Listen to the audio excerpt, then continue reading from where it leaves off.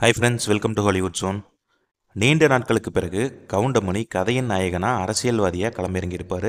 படத்தை பார்த்த பிறகு தான் இவர் இந்த படத்தில் மட்டும் இல்லை, வேறு எந்த படத்துலையும் நடிக்காமல் இருக்கிறதே அவருக்கும் நல்லது, ரசிகர்களுக்கும் நல்லதுன்னு தோணியிருக்கு.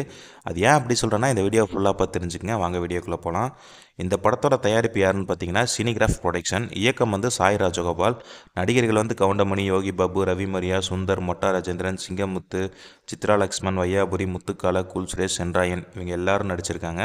கதையோட சுருக்கம் என்னன்னு பார்த்தீங்கன்னா, அரசியல்வாதியான கவுண்டமணி தனது 3 தங்கைகளுக்கும் ஒரே குடும்பத்தை சேர்ந்தவங்களை திருமணம் செய்து வைக்கணும்னு நினைப்பார்.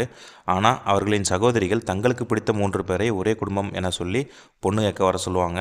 அதே வேளையில் பேப்பரில் வந்த விளம்பரத்தை பார்த்து சொத்தை அபகரிக்க திருட்டு கும்பலான சிங்கமுத்துவும் பெண் கேட்டு வருவார். இதற்கிடையில் இடைத்தேர்தல் வரும்.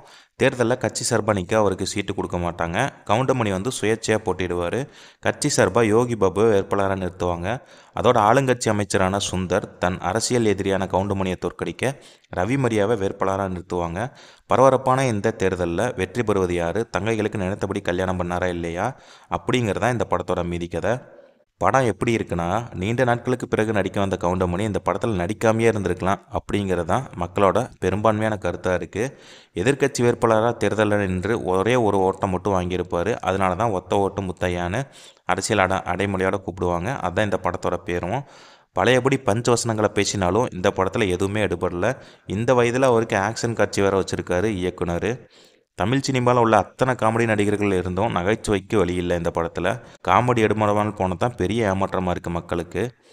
ஓரிரு காமெடிகள் கடியாக இருக்கிறது. அதோட கடந்த 10 ஆண்டுகளில் தமிழகத்தில் நடந்த எல்லா நிகழ்வையும் பட்டியலிட்டு இந்த படத்தில் காட்சியாக வச்சுருக்காரு.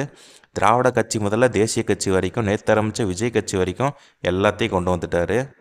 இந்த படத்தோட ப்ளஸ் மைனஸ் என்னன்னு பார்க்கலாம். பெரிய நட்சத்திர பட்டாளங்களை வச்சுட்டு தமிழக அரசியல் கலை சம்பவங்களை பங்கமாக கலாய்ச்சிருப்பது ஓரளவுக்கு ரசிக்கிற மாதிரி இருந்துச்சு.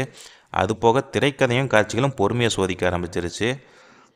ஒவ்வொரு காட்சியும் துண்டு துண்டாக இருந்துச்சு. படத்தில் எடிட்டிங்கும் சரியில்லை, இசையும் செம சொதப்பலாக இருந்துச்சு. மொத்தத்துக்கு ஒத்த ஓட்டு முத்தையா டெபாசிட் இல்லை அப்படின்னா மக்களுக்கு அவ்வளோவா இந்த படம் பிடிக்கல. ரேட்டிங் பார்த்திங்கன்னா 5க்கு 2 தான் கொடுத்துருக்காங்க.